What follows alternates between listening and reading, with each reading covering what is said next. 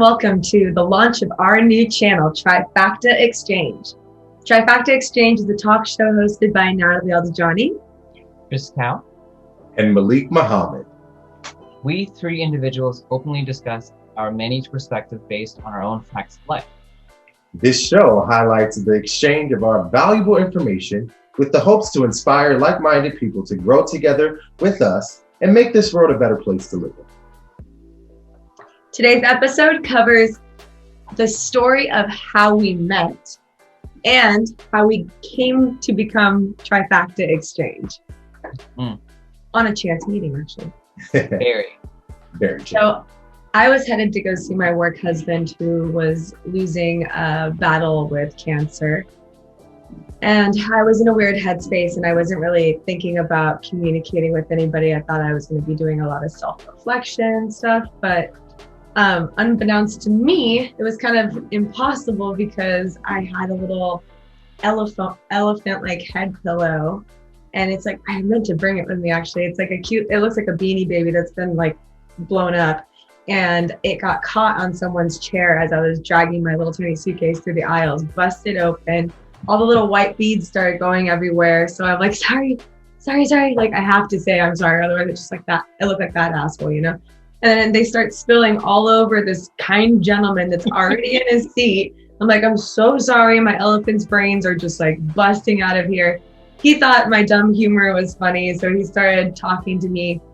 Chris is actually very good at pulling out information from you that you don't even know you want to talk about. So he started, prying a little bit, but at first I'm sure he was like, who is this crazy person? Like, please don't sit next to me. Oh God, she's parking.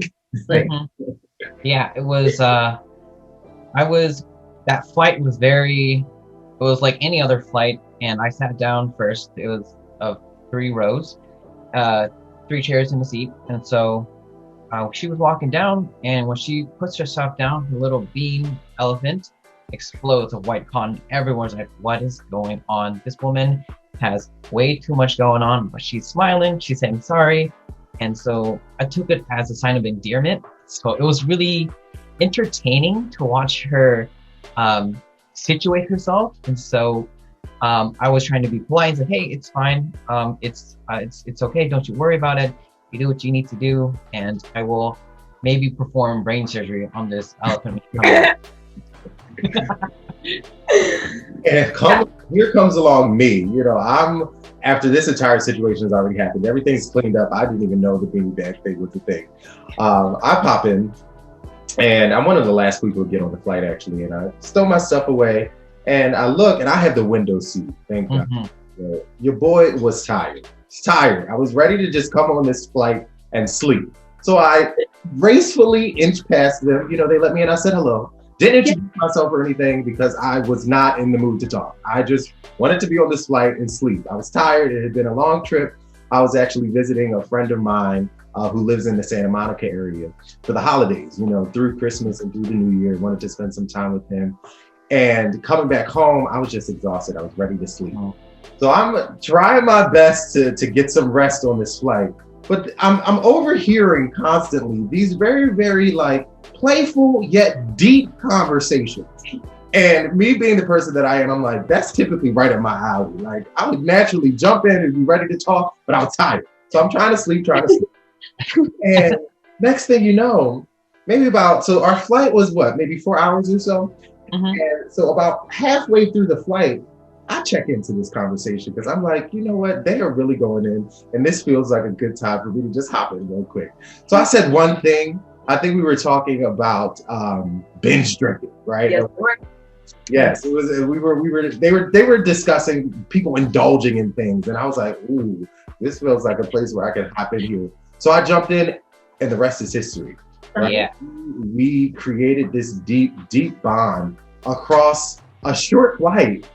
But now we have something that is continuing to push us forward. And that's why we wanted to come in and create this talk show, so to speak.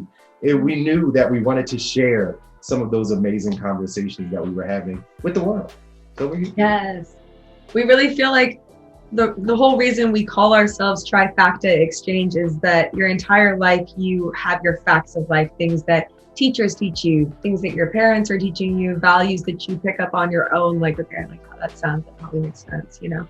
So all three of us TriFacta, the facts of life, and we're exchanging our information because each of us brings something to the table, a different perspective, devil's advocate sometimes even. Chris likes to do the why, but like, why do you think that? And I'm like, yeah, I gotta find out like some bullet points and explanations to back up, like, where were those facts from? Like, why do I come up with that? So definitely going to be poking at everyone's minds. We encourage you guys to submit questions to trifactaexchange@gmail.com. If there's anything that you guys want for us to talk about, March will be one of our times where we'll be going over submissions.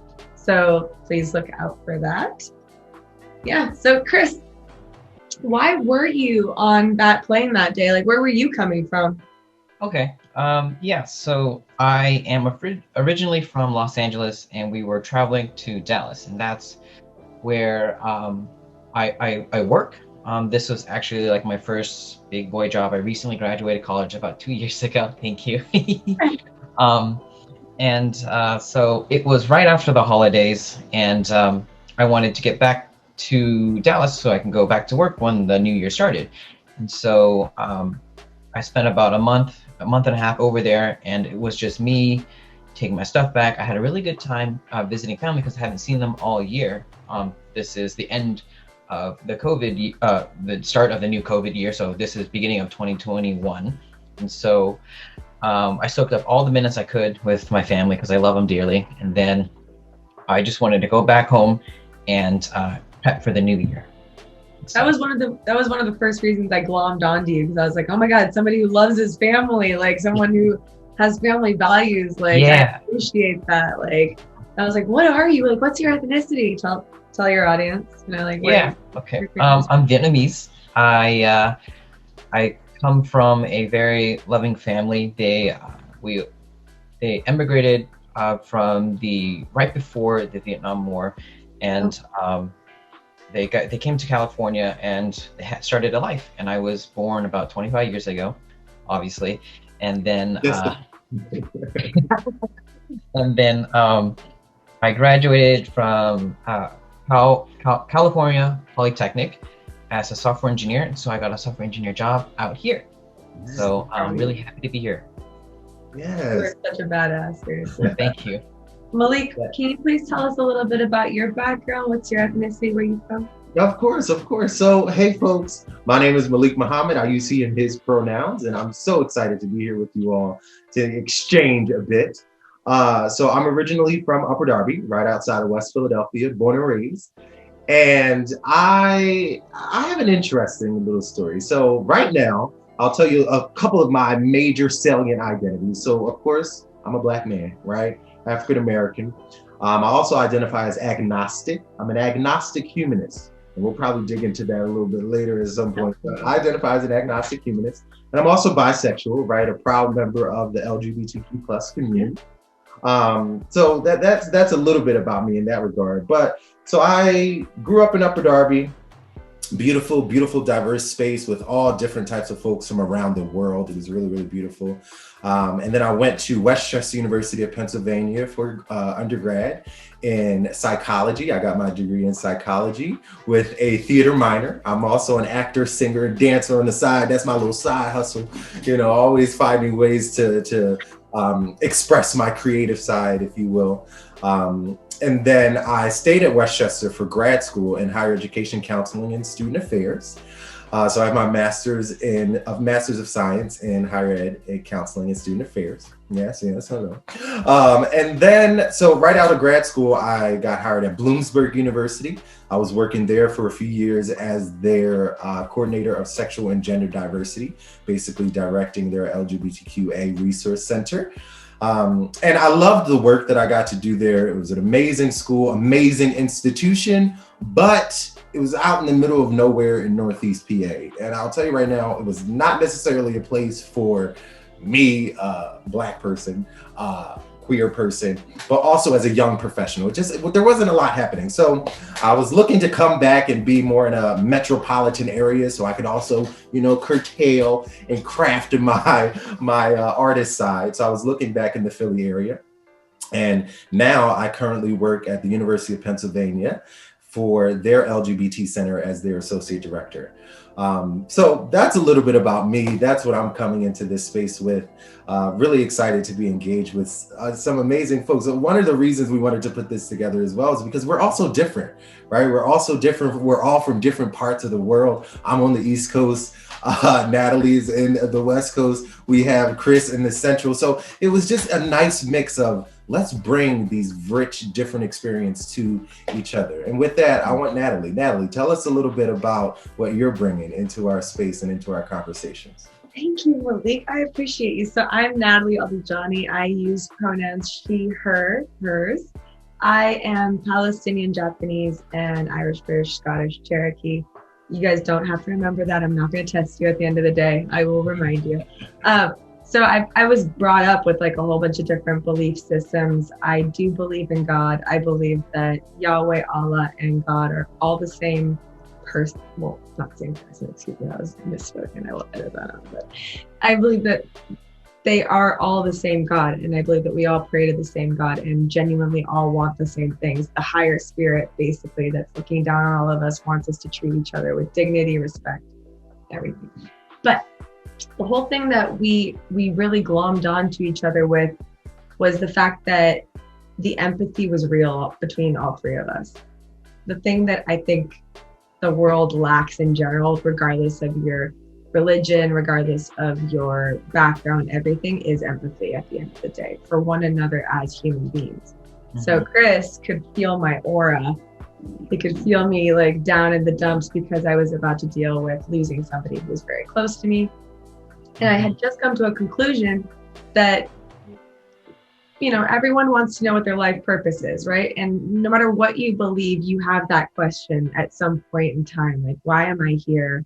Like, what can I do to make the world a better place, maybe? Or like, what is my special reason? And I really feel like everyone's purpose for being here is to get to know themselves. I mentioned this to Chris. He's like, have you taken the Myers-Briggs? And I was like, I didn't want to sound like I was off. So I was like, yeah, like I'm taking it, but can you send me the link so I can retake it? Just maybe my things changed. I don't know.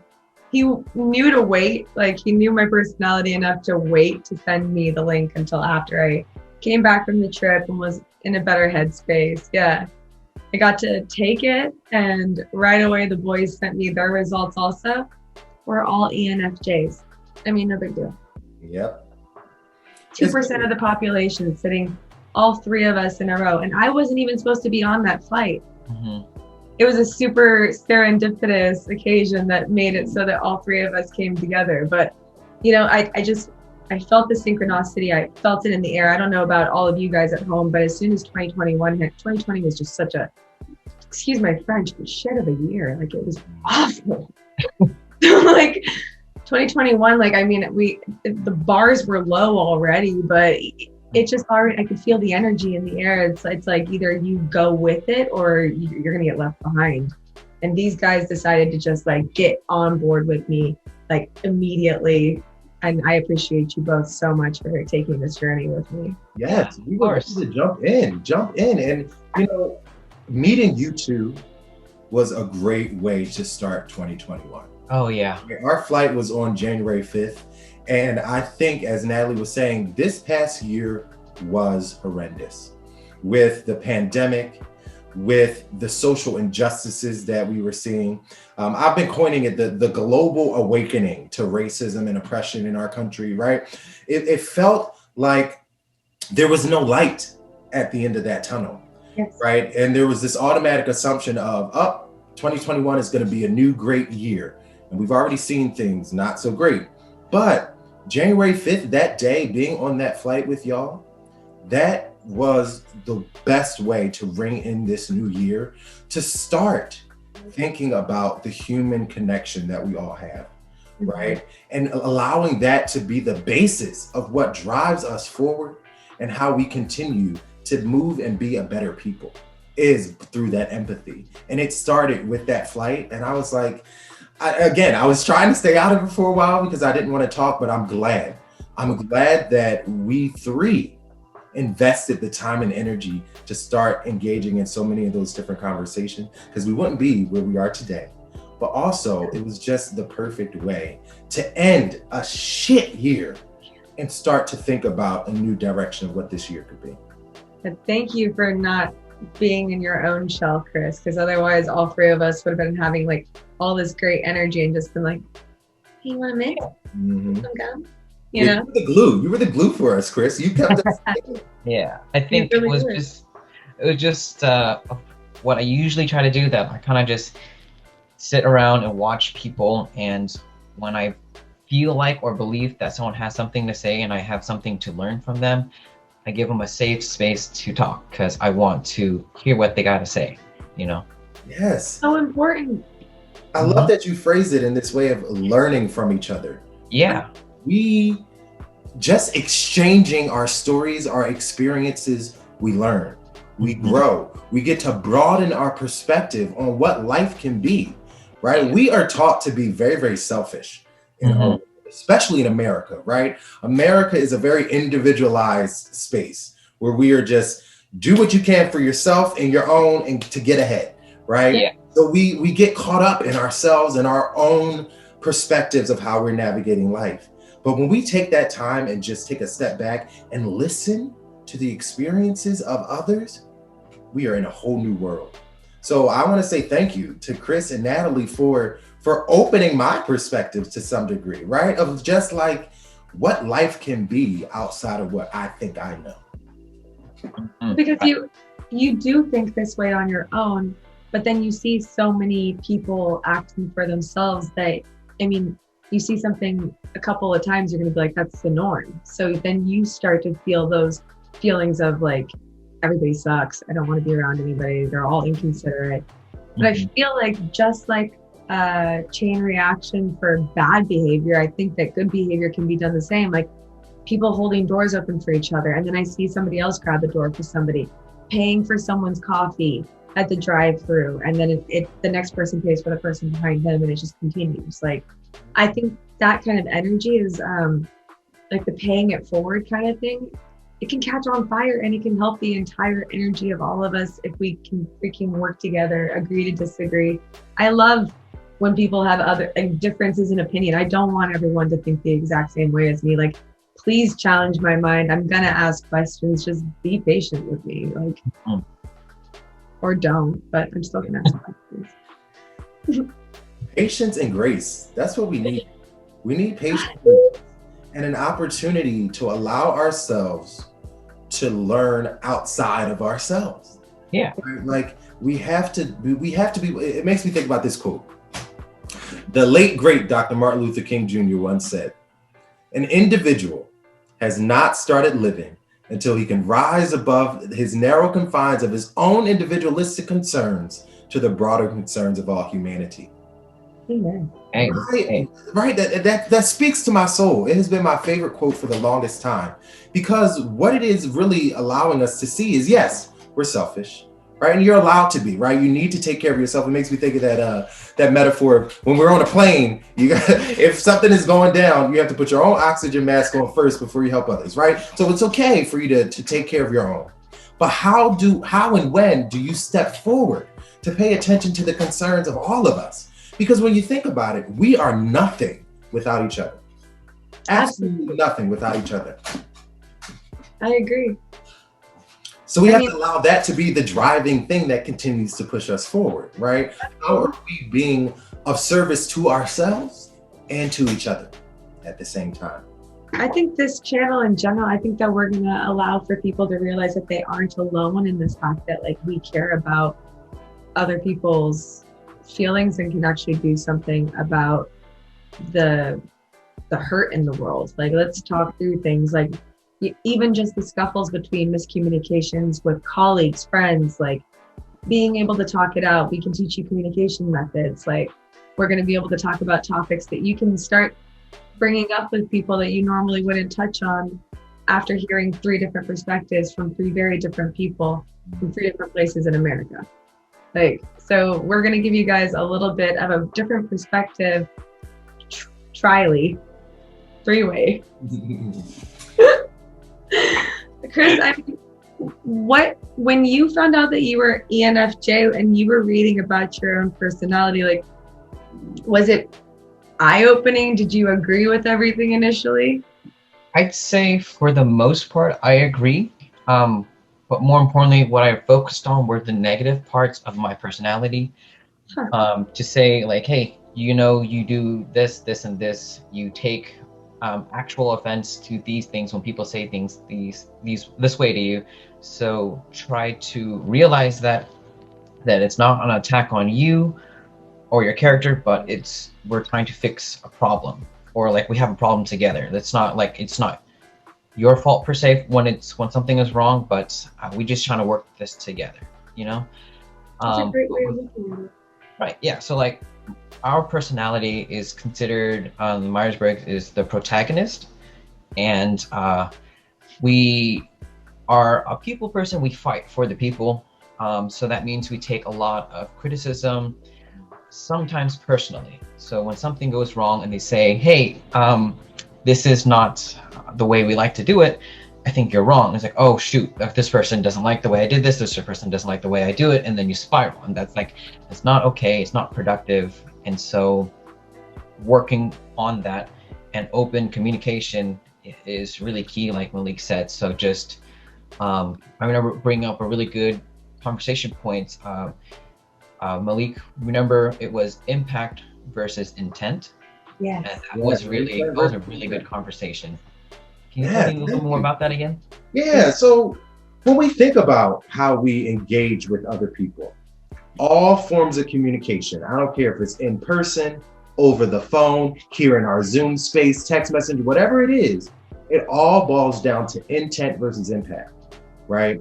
What you mean to say, how you're trying to come across versus how someone receives it, right? And oftentimes we are so caught up in what our intent is that we aren't paying attention to the impact of what is actually happening, right? So my rule of thumb is sometimes the folks get into that debate about which one is more important. Intent's more important. You got to really pay attention to where you're coming from. The impact is really about, listen, my rule of thumb, my suggestion, trust your intent, right? Trust that you're coming from a good place or whatever place you're coming from, but do the work to explore the impact and vice versa, right? You have to have an understanding of what your intention is, but you have to take that step of knowing and understanding how you are impacting someone, right? Absolutely. But also, absolutely. Yes, but think about that reverse as well, right? When you are negatively or impacted by something, think about where that person's intention may have been coming from and try to get to a space of congruence between the intent and that impact.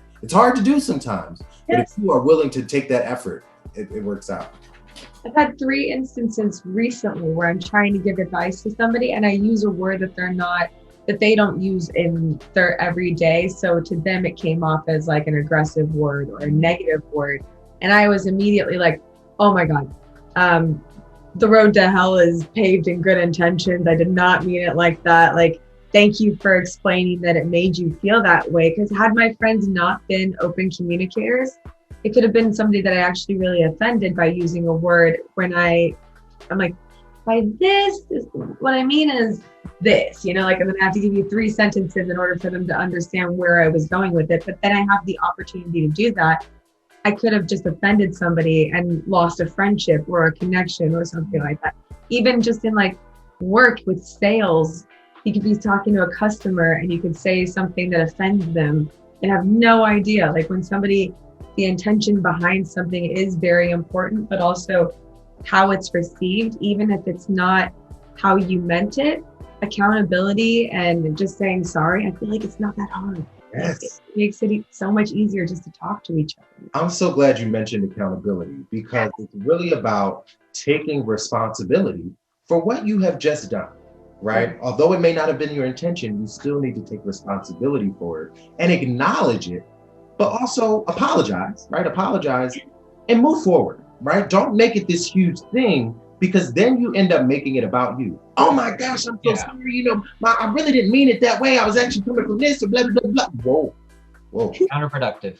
Yes, so counterproductive, right? So just apologize and move forward. And you now have to do that work of recognizing, okay, let me try to make sure this does not happen again. Exactly. Yeah. Good leadership, good team cohesion says you don't pass blame, you take responsibility. So when something goes wrong, take responsibility, or whether something goes right, you take responsibilities of what went well, what went wrong, what can we do better. So you're not trying to pass the blame, you're not trying to point fingers at anyone, because in the end result, you're just trying to complete a job, right? No, absolutely. That that was very beautiful the way you just put that. I feel like a lot of people are going to be able to understand it, because I feel like the way the three of us say things, we're all saying the same thing, but the way we say them are three different ways. So our audience is going to have like the opportunity to soak it in three different times. That's the whole TriFacta Exchange. Exactly, because if the media is going to spew things at you guys and you hear something enough times, like essential, things like that, they're going to stick with you. So if you hear it enough from us, hopefully everyone will start taking some accountability and one more time, accountability. Yes. Thank you. Like, I mean, it's not that hard. If you did wrong, just own up to it, because karma's real and she's fast. Like, it comes out of nowhere. So, if you do something, don't look over your shoulder at your your wrongdoings. Like, just write them by moving forward, embracing them. Leave people with their dignity when you fight them. Don't cut them down. The world will be a better place, Yes. I appreciate you boys so much. Like, I appreciate you taking the plunge with us. Like, it's incredible what is going to occur from this. Our backgrounds are constantly going to be changing, guys. Right now, we're in Valentine's Day theme for you because it's the beginning of February and love is important. I was talking to the guys about how when people are indulging, as Malik put it, because it's not how I would have put it. I appreciate the way he puts it because it makes it sound a lot better. But when people are indulging, when they're drinking, when they're, smoking, anything like that, when they're doing anything substance-wise, they like to get to mainly people who don't normally show their emotions on their sleeves, or it's hard for them to talk about things. They like to get to the point where it's like blackout drunk. And then at the very end of their binge is when they're finally able to be like, this is the meat of what I'm trying to numb in the first place. Let's talk about this. And I'm always the person that's like, no, I don't want to talk to you anymore now. Like, we're not on the same level. Like, I want to wait till you're sober. Then they're sober and they're like, no, I didn't say that. I'm fine. Okay. It's the most frustrating cycle. And I've seen it affect friendships for like decades. Like, I see the damage it could do on people. Like, if you are repeatedly talking about something in the same conscious state of mind, you're not going to get anywhere. Like, if you talk about it and deal with it in your sober mindset, you might get closure a lot quicker and be able to make those relationships stronger and move forward. It's not just hurting the other person, it's also hurting yourself. Yes. What are your guys' thoughts? I know we were talking about it, but now you got to talk about it. I had two thoughts about that. Yeah. When you have issues and you want to talk about, I wanted to talk about, now I remember. When you are so angry at someone and you can't say what you want to say, or if you're too drunk and you need alcohol to lower your inhibitions and just lower your guard to talk about things, it's really counterproductive in a sense that you latch onto something to help you speak, and that's it's in a sense that society doesn't come back to me. I need to write these thoughts down and then I'll back. No, you're fine. I really like where you're going with it. I understand what you're saying, but yeah. I will definitely come back to you. It's just binge counseling is what I call it. Like, I feel like a binge counselor. Like, it's binge therapy, and it doesn't actually stick with anybody because it's at the very end of the night and you're like completely wasted, but your guard's finally fucking down because I get it. You guys are jaded. You've had multiple people tell you, get over it. It's not that big of a deal. Move on. And you're like, okay, I guess I'm not supposed to have emotions, but it's so bad for you, like, to bottle that crap up because it's just going to make all of your other actions nasty. You're going to be impatient as a person. Like, I think that's exactly why we need to pay attention to how and why we are indulging in the ways that we are, right? Don't get me wrong. Everybody's allowed to indulge every now and then, right? Have some fun, loosen up, right? But if your goal is to constantly get to this extreme state where your inhibitions are all gone and you can finally just let it all go, why is it taking you 8 different shots to get there, right? So I encourage everybody to really start to think about, and I'm doing this for myself as well, the motivations behind why you are indulging in the ways that you're indulging, right? That's what we need to be paying attention to and explore the nuances that come along with that and do our best to pay attention to, I'm harming my body to get to this state of release. How can I get to that state of release without that overindulgence? It's hard. This is no judgment on our parts. All of us have fun. All of us indulge. But I feel like something that all 3 of us have agreed upon is that we prefer to indulge lightly and still be able to have control while we're indulging. And I feel like a lot of people, because of our childhood problems, because of our hang-ups and things like that, like if you look back at who you were where you were 8 to 12 years old and you were to ask that kid, like, are you proud of where I am right now? If there's any kind of hesitation, maybe you need to talk to that inner kid and just be like, what would I have wanted for my life? Like, did I think being the most drunk person in the room was cool? Like, was that appealing to me at that age? Like, that's when we're our more like pure age. Like, we want to be scientists and doctors and change the world. Like, we need to keep that energy, Right.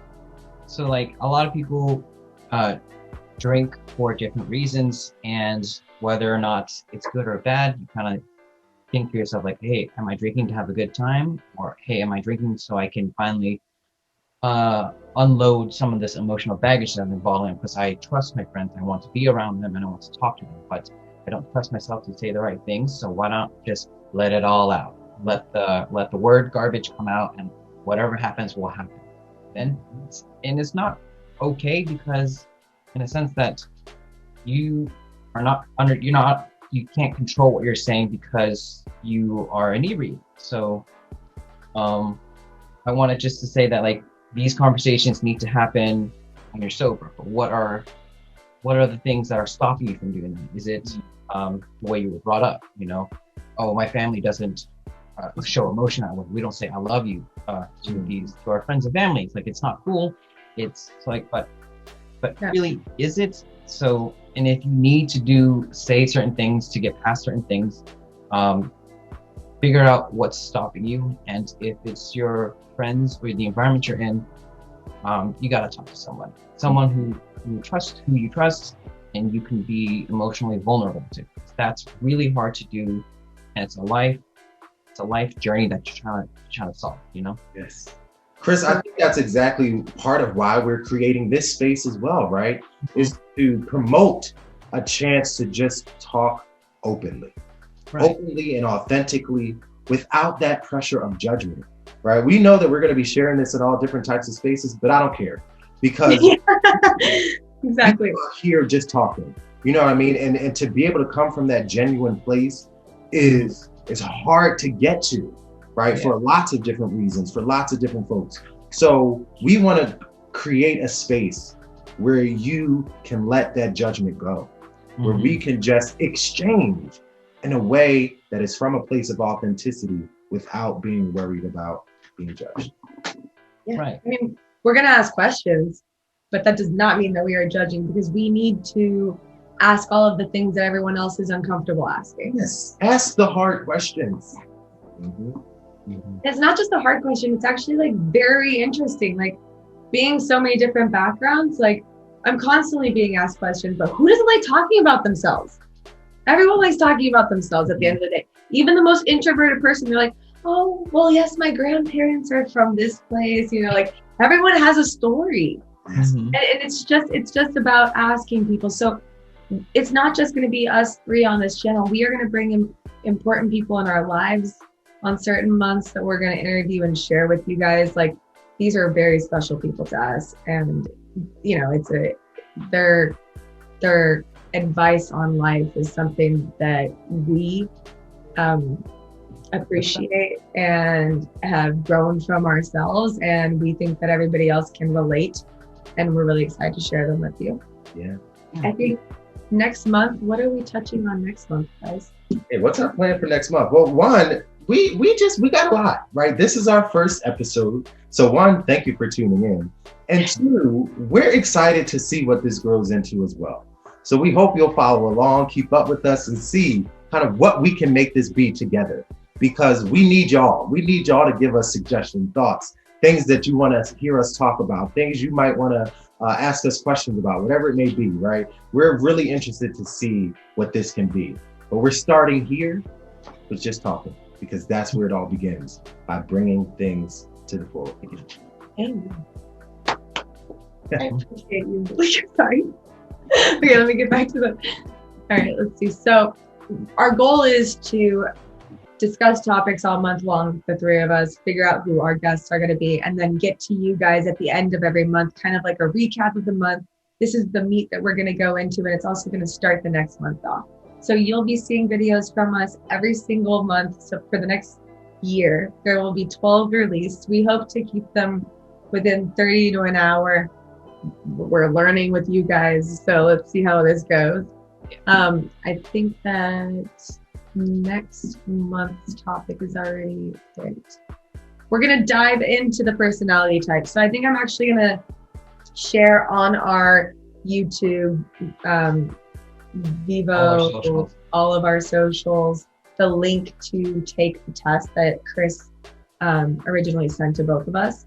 And it's something that I encourage you guys to take, because even if you like fresh, because even if you've taken it in the past, you're going to get a different result right now. 2020 was a doozy.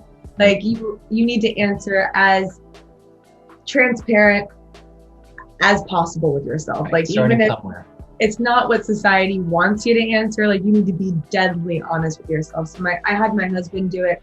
We are both Scorpios. So I was like, oh, we're going to get the same personality, but we're definitely different in some ways. So I wanted to see, I was like, maybe we're wrong. We'll see.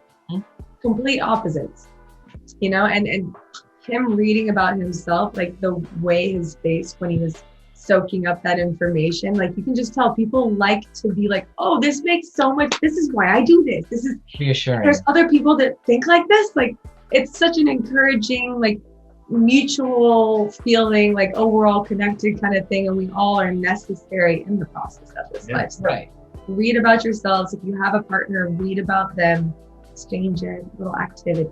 It's so powerful to see in words what you have been experiencing and how you've been navigating life. So definitely check out that personality test when we put it out there. But next month, we're talking about personality, digging into just what makes us who we are and what makes us tick, right? So we hope you will tune in. Really appreciate y'all being here with us today. We're starting off strong, y'all. We're starting off strong, and we're really excited to keep things going. So thanks for being here today. Thanks for tuning in to TriFacta Exchange. Keep an eye out for us. We're going to be creating different types of social media spaces that you can engage with us with. So keep the TriFacta Exchange on the forefront of your mind. Yeah. Follow us, subscribe. Chris? Thank you. Yep, follow, subscribe, and we'll see you guys on the next episode. Yes. See you soon. Love you guys. Yeah.